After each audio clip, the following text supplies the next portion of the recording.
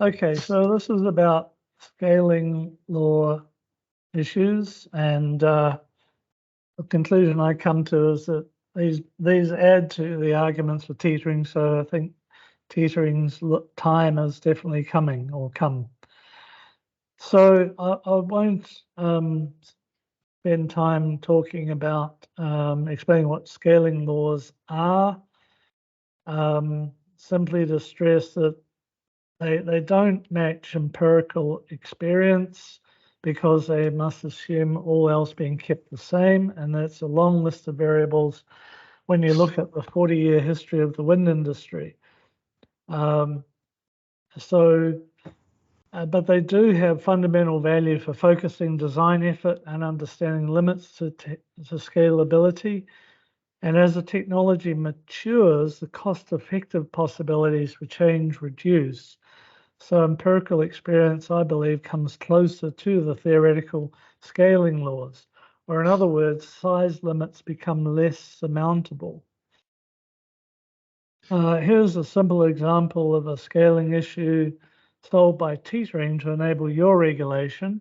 Old-fashioned windmills did yaw regulate with tail vanes, and there are also side vanes for yawing into the wind, and small wind turbines in the 1980s, a modern turbine, 65 kilowatt.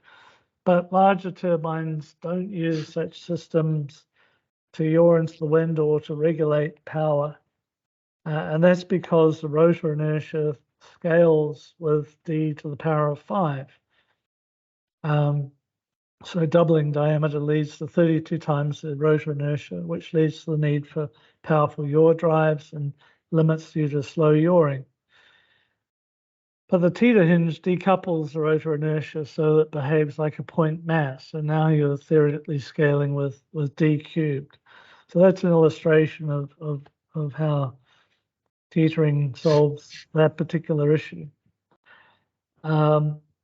These are the main design parameters and how they function as how they change as a function of D. Some going with the fifth power, like rotor inertia. Some going with the fourth power, like tower top moments, I believe.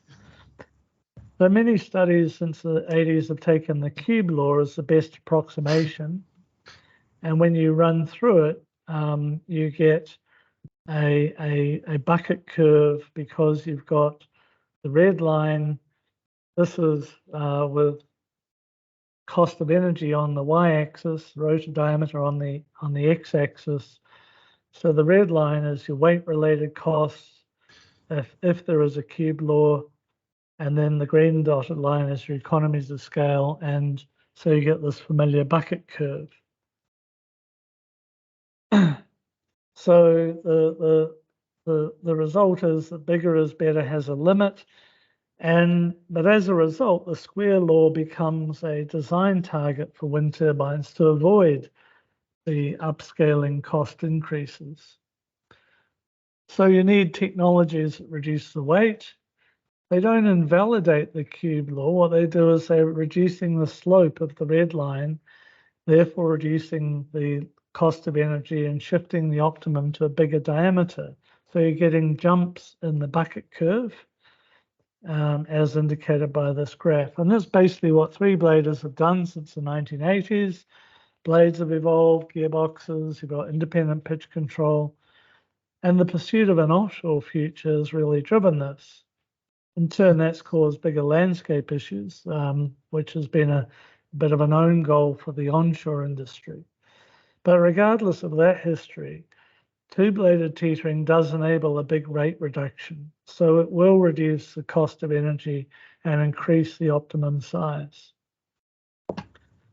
You got the other effect, which is the effect of increasing site costs, and you can say that this is kind of what's driving the move offshore, that at some point environmental planning costs will become prohibitive onshore, and so that increases your cost of energy and your optimum turbine size.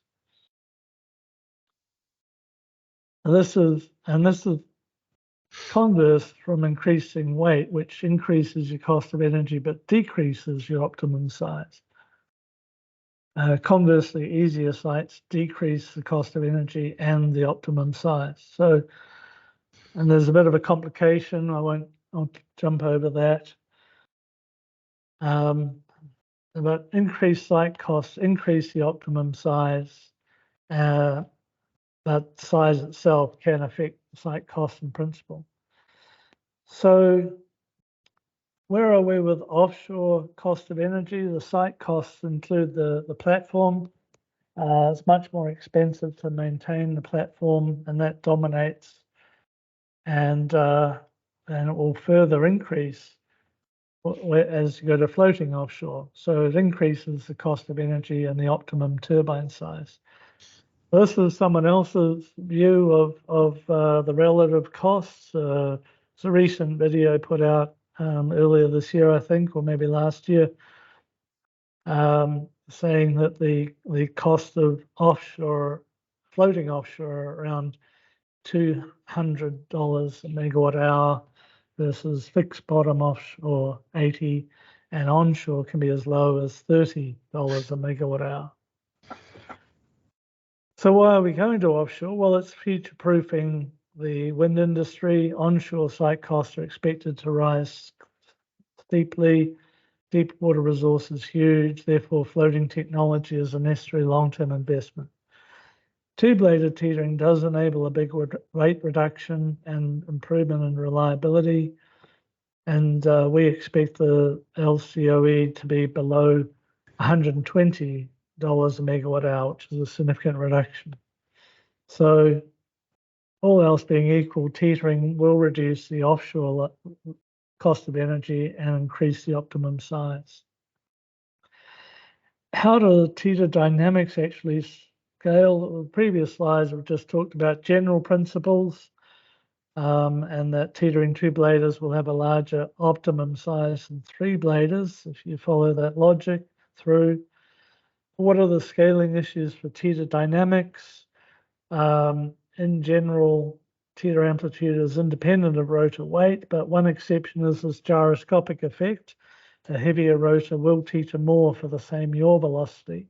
But then again, yaw regulation is aided by having a heavier rotor, so it doesn't need to yaw as fast.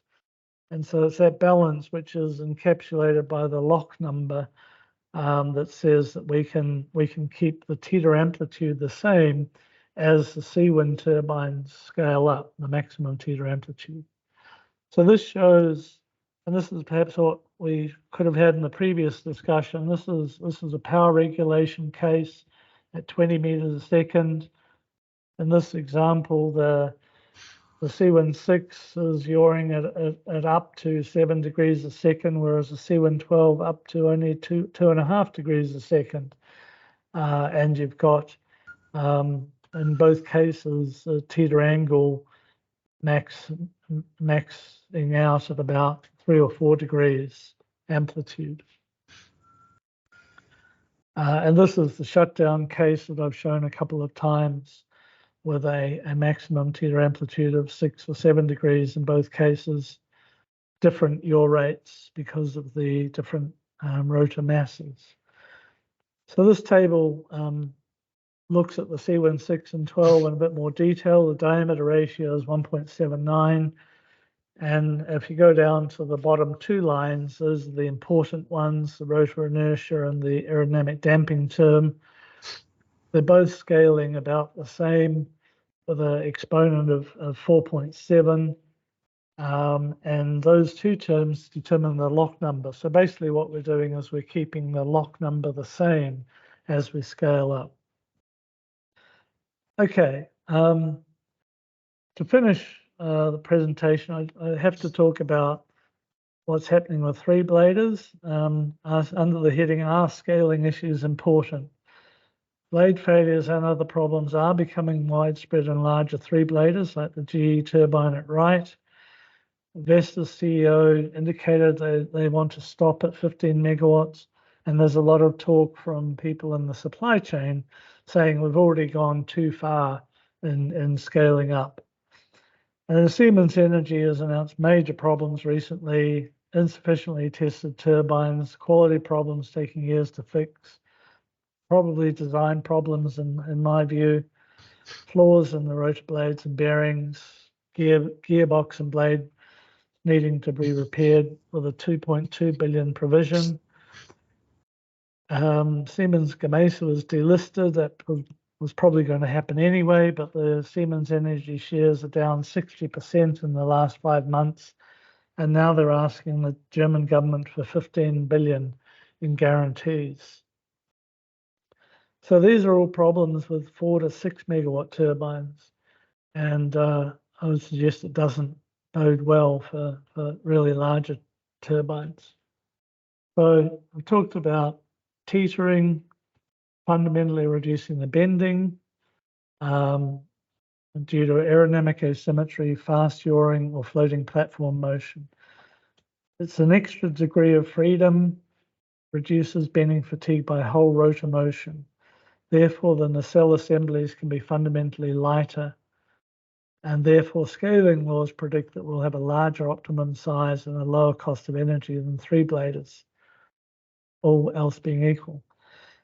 The teeter amplitude can stay the same as our turbines scale up, provided the lock number stays about the same. Our 2 blades are similar to a 3-bladers total, so we're 50% heavier per blade, and this is fundamental and desirable for maintaining blade stiffness.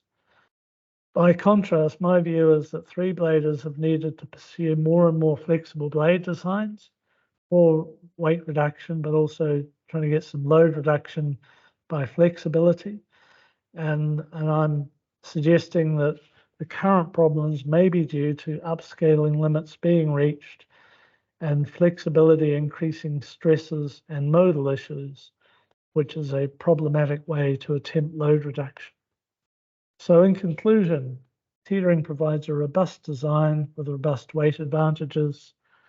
Your regulation provides a major simplification, enabling fast yawing, interesting gyroscopic effects, but they are able to be damped out because of the teetering velocities generated and before the teeter amplitude approaches allowable limits. And I believe that current problems experienced by 3-bladers can be attributed, at least in part, to upscaling requiring more and more flexible blades, flexibility increasing stresses and modal issues, and these upscaling limits being reached. Naturally, the cube law drives designers to make technology changes so that empirical experience is followed more a square law. I believe there's an intellectual trap here, the belief that a square law can be followed indefinitely. I'm suggesting that it cannot. So teetering 2-bladers will have increasing benefits for the floating offshore market and in general as sizes increase. Therefore, it's an idea whose time has come. And that is my conclusion. So sorry to have to rush through that a bit, and thank you very much for staying with the presentation so long. Steve, you wanted to respond? Yes, the bit about problems of the upscaling of 3-bladed pitch regulated turbines, and the other narrative for that is that because of the upscaling, not the upscaling in itself, but the creation of new models with new equipment at such a fast rate, and leading to production runs of down into the hundreds rather than thousands is the fundamental problem, and the strong reason why Vestas and others have said that they want to stop where they are for the moment, and I feel that's an argument that weighs against what you're trying to do, because you're introducing something that looks completely different to investors, and so they're going to be very concerned about the time it will take to actually deliver a profit from that product. So I feel that you might want to be careful about drawing attention towards what can actually be seen as novelty that's causing the problems. Well, it's an interesting commercial point. I mean, yes, there's no question it's hard to get funding for a novel startup, especially with two blades. But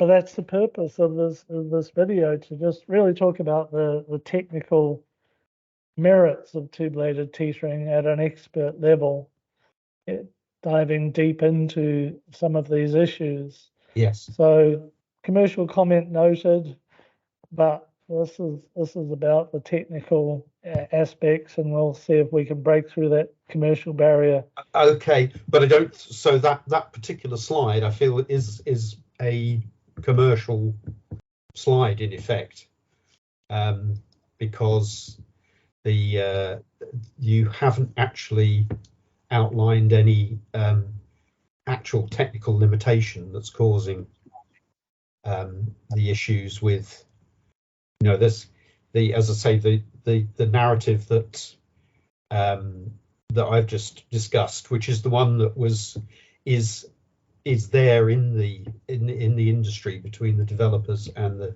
turbine manufacturers and the supply chain, is that it isn't there isn't any technical upscaling issues which are causing problems.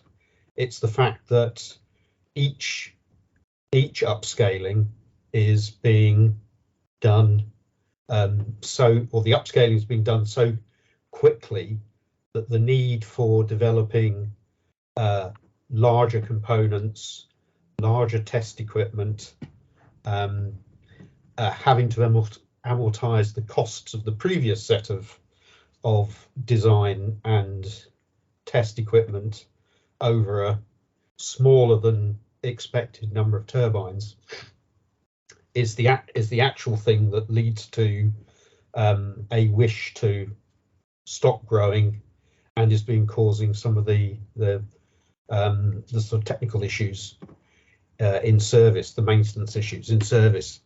And so you are also introducing new technology which could have exactly the same set of issues. So unless you can draw attention to specific technical limits being reached, I don't think that particular line of argument which you've got. Well, what about the flexibility of the blades issue? I mean, it's well known, and with teetering turbines, you don't want flexible blades. A lot of people say, "Oh, teetering's like flexibility," and I have to emphasize that it's totally different. It's a rigid body motion. You don't want flexible blades. And people tell me, "Oh, well, if you just make your blades more flexible, it'll be like teetering." It's not. And if you go too far down that route, you're hoping that the loads reduce faster than your stresses would otherwise increase, and that you're not introducing new modes of vibration by making them softer. Yeah. When I see blades like that GE blade, and there's more than one photo of that like that on the internet, I see that's happened to large blades of large reputable turbine manufacturers like GE and Siemens and Vestas. Actually, I haven't seen a Vestas photo like that, but sure I've seen Siemens blades like that. Broken blades. What the hell is going on? I mean, it's one thing just to blame the Spanish. It's a bit like faulty towers, how Basil always says, "Oh, he's from Barcelona." But that's not good enough for Siemens to blame it on the Spanish and say there was manufacturing quality problems. Yes, but that's not a result of the blade being more flexible. And I think blades are becoming more the chord-wise more slender, and in offshore, it's because the speeds are going up. I mean, one way that Vestas going to their proposed 230 meter machine, they've moved the tip speed from 90 to 104 meters per second, for instance. So that is causing obviously a more slender chord for the optimum rotor. But they've all been looking at thicker aerofoils in order to compensate for that in terms of the blade stiffness itself, because they don't want flexibility either, because obviously they've got tower clearance issues to work with. So I'm not seeing flexible blades as in 3-bladers as a direction. David's got his hand up, and David needs to get away quickly. So if we could just hear from David, thanks. Yeah, thanks, Jeff. It's just a general comment about the presentation today. I think that the first two sections were full of engineering and supported engineering fact. The third section, I think, to me, had a lot of opinion in there, which is fine. It depends on what you think the purpose of this presentation is. I think the opinion that you present makes for good debating, but a lot of it, I think, is not supported, at least in the presentation. So maybe you need to think about that when you decide how the presentation is going to be used. That's a fair comment, and I'm aware that the points I'm making in section 3 are getting towards commercial, and it's my speculation, but I can't get away from my reaction at looking at those photos of blades folded in half. It's just such a no-no to me. Maybe I'm old-fashioned. Well, I don't say it's not. Obviously, it's something that nobody wants to see, but it's not especially new. And there are 200,000 wind turbines operating in the world now. So I think we are seeing a lower failure rate still than we were seeing in the 1990s. It's just there are 200 times as many turbines operating. I guess what I was saying, Jeff, is that in the first two sections, there's a lot of stuff there that I agree with and I could support, and I think it's really interesting, and I hope you're successful with the concept going forward. The third section, I don't feel I could agree with or support right now without seeing a lot more evidence and background for the statements that you make. And inevitably, I've got to speculate because I don't work inside Siemens or Vestas or GE, so I can't give an insider's view. And of course, if any of you are acting as consultants for those companies, still you're probably not going to tell us. But I come back to, coming back to what Steve said. You say there's always been photos of blades folded in half. There's always been internet memes of burning turbines if a turbine runs away and the brake heats up and things catch on fire, and then things fold and fail as a result. But I haven't seen just blades folding in half. I've got to go, Jeff, I'm afraid. Anyway. Thanks, Dave. Yeah, thank you very much. Very interesting. Thanks. Bye, everybody. Thank you for your input. Yeah, bye-bye for now. Cheers.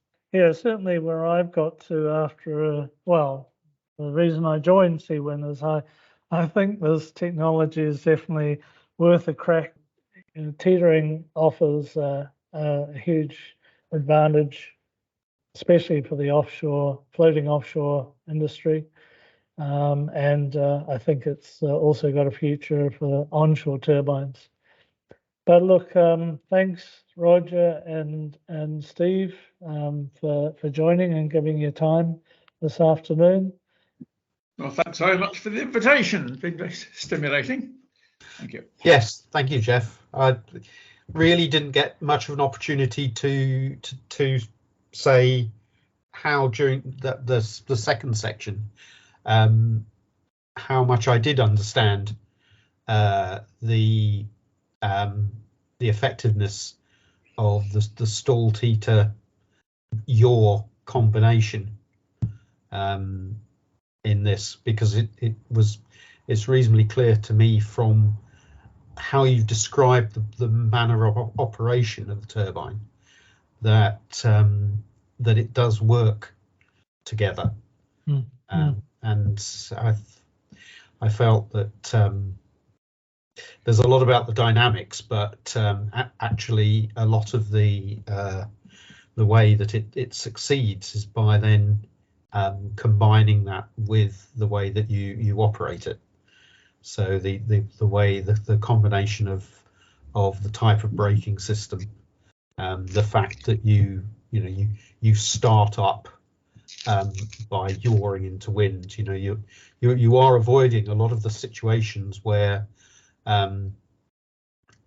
previous teetered turbines got into trouble, not least pitched shutdowns, and parking with blades feathered, which was a rather unexpected problem for us on the MS3s. That's right. Yeah, I mean, I summed it up back in the Windflow days that at Wind Energy Group we show that teetering can work in terms of reducing bending during all your operating load cases. But then the experiences of WEG and then the early experience of Windflow was, and you have to be very careful how you start up and shut down. Yes. And we got on top of that at Windflow, thanks to all the investors who stayed with us. But what I see with your regulation and getting rid of the pitch system, there's so many benefits, and so I do genuinely think it's next level teetering. Well, thank you very much. Thanks, Steve. Thanks for those good comments. Okay. Thank you. Okay. Enjoy the rest of your evening in England, and yeah, I'll be over there in early December, and look forward to seeing you, Roger. Yeah, and see you, Jeff. Yeah. Okay, I'll leave now. Gideon's got home. So. Bye for now. Bye. Bye.